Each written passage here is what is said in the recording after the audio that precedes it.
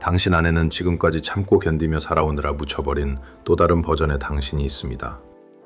남을 만족시키려는 태도, 과도한 생각, 완벽주의, 그 모든 것들입니다. 그리고 이것만은 꼭 이해해야 합니다. 당신이 멈춰있는 이유는 게으르기 때문도, 의지가 부족해서도, 당신에게 문제가 있어서도 아닙니다. 아마도 당신은 지금 너무 많은 쓸모없는 짐을 짊어지고 있기 때문에 멈춰있는 것입니다. 오래된 믿음, 오래된 정체성, 그리고 치유되지 않은 상처들 말입니다. 그래서 지금 필요한 것은 할 일을 더 추가하는 것이 아니라 당신의 삶의 흐름을 조용히 무너뜨리고 있는 것들을 제거하는 것입니다. 이제 당신이 진짜로 자유로워지기 위해 버려야 할 것들에 대해 이야기해 보겠습니다. 첫 번째는 더 이상 존재하지 않는 과거의 나에 대한 이상한 충성심입니다. 우리는 모두 과거의 유령을 안고 살아갑니다. 예전의 정체성, 예전의 이야기들 말이죠.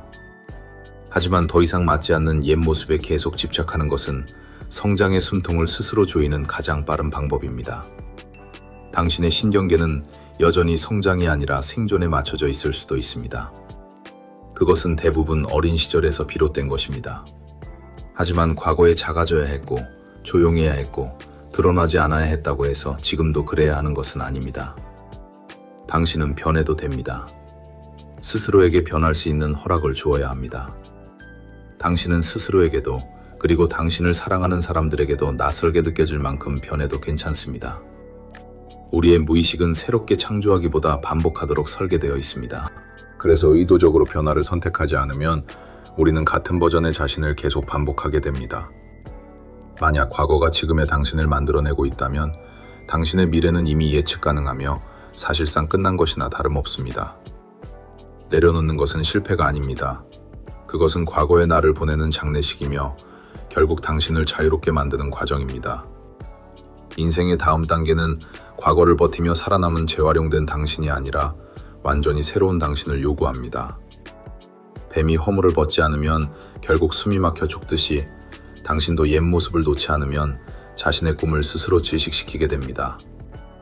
두 번째는 변화 직전에 스스로를 무너뜨리는 습관입니다. 혹시 느껴본 적 있나요? 모든 것이 잘 풀리기 직전에 오히려 스스로를 망가뜨리는 순간을요? 갑자기 무기력해지거나 사라지거나 번아웃에 빠지는 경험 말입니다. 그것은 우연이 아니라 조건화된 반응입니다. 당신의 신경계는 성공을 안전하다고 느끼지 못할 수도 있습니다. 그래서 익숙한 혼란을 만들어내거나 모든 것을 망가뜨려서 현재의 상태에 머물게 하려는 것입니다. 자기 파괴는 종종 자신이 익숙한 것보다 더 큰 산, 혹은 자신이 받을 자격이 없다고 느끼는 것으로부터 스스로를 보호하려는 방식입니다. 당신이 돌파구에 가까워질수록 내면의 비판은 더 크게 들리게 됩니다. 당신은 실패가 두려운 것이 아니라 실패하지 않는 상태가 더 낯설고 두려운 것입니다. 사람은 불행 속에서도 익숙함을 느낄 수 있고 오히려 미지의 상태를 더 불편하게 느낍니다. 그래서 더 나은 것을 만들기 위해 미지로 나아가기보다는 익숙한 불행을 반복하는 선택을 하게 됩니다. 세 번째는 당신의 에너지를 빼앗는 사람들입니다. 당신은 자신을 상처 입힌 환경에서 치유될 수 없습니다. 아무리 강한 경계를 세워도 맞지 않는 사람들은 결국 당신을 지치게 만듭니다.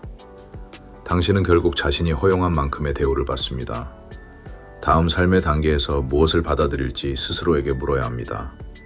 사람들에게 당신을 어떻게 대해야 하는지를 가르치거나 아니면 당신의 에너지를 빼앗는 사람들을 놓아줘야 합니다. 네 번째는 타인의 인정에 대한 중독입니다. 많은 사람들은 살고 있는 것이 아니라 연기하고 있습니다. 마치 왕 앞에서 춤추는 광대처럼 말입니다. 타인의 인정에 의존하게 되면 거절은 단순한 상처가 아니라 존재 자체가 무너지는 느낌으로 다가옵니다. 당신의 정체성이 타인에게 맡겨져 있기 때문입니다.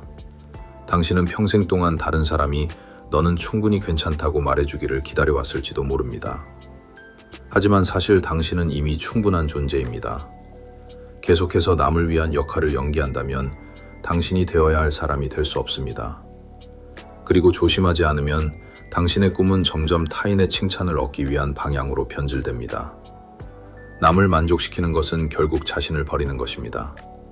당신은 진짜 자신이 누구인지 알아야 합니다. 그리고 그 진짜 모습은 누군가의 인정을 잃게 만들 수도 있다는 사실을 받아들여야 합니다. 다섯 번째는 모든 것을 확실히 알아야만 움직이려는 태도입니다. 확실성에 대한 집착은 사실 트라우마 반응이며 책임감으로 포장된 통제일 뿐입니다. 한 걸음을 내딛기 전에 10년짜리 계획이 필요하다면 그것은 지혜가 아니라 미지에 대한 두려움입니다. 10년짜리 인생은 전체 그림이 보이지 않습니다. 다음 한 걸음을 내딛는데 필요한 만큼만 보입니다. 대부분의 명확함은 생각이 아니라 행동 속에서 생깁니다. 당신은 실제로 살아봐야 이해할 수 있는 것을 머리로 해결하려고 하며 에너지를 낭비하고 있습니다.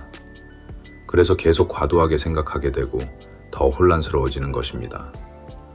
인생은 밤에 운전하는 것과 같습니다. 목적지는 보이지 않지만 헤드라이트가 비추는 앞에 짧은 거리만 보입니다. 그 구간을 지나면 또 다음 구간이 보입니다. 그런데도 당신은 보이지도 않는 전체 경로를 미리 계획하려고 합니다. 이제는 준비, 행동, 수정의 방식으로 살아야 합니다. 계속 생각만 하는 것이 아니라 먼저 움직이고 그 과정에서 조정해야 합니다. 그리고 언젠가라는 생각을 버려야 합니다. 언젠가는 꿈이 사라지는 곳입니다. 그것은 사실 곧 할 거야라는 말로 포장된 미루기일 뿐입니다. 정말 중요하다면 일정에 넣고 반드시 실행해야 합니다. 일정에 넣지 않는다면 그것은 실제로 중요하지 않은 것입니다. 여섯 번째는 성공이 당신을 치유해 줄 것이라는 환상입니다. 더 많은 돈, 더 많은 팔로워, 더 많은 인정, 그 어떤 것도 당신의 내면을 치유해 주지 않습니다. 성공은 단지 이미 존재하는 것을 더 크게 만들 뿐입니다. 돈은 돈 문제만 해결할 수 있습니다. 만약 당신이 성공으로 자신을 피하려 한다면 겉으로는 멋져 보이지만 스스로에게는 감옥 같은 삶을 만들게 됩니다. 바쁘게 일하는 것은 감정적인 고통을 피하는 아주 좋은 방법이 될 수 있습니다. 하지만 결국 무너지는 순간이 옵니다. 계속 기준을 높이게 되는 이유는 무의식적으로 상처를 피하려 하기 때문입니다. 더 많은 돈과 성공은 무너진 자존감을 회복시켜주지 않습니다. 일곱 번째는 당신 안의 내면 아이를 무시하는 것입니다. 그 아이는 사라지지 않았습니다.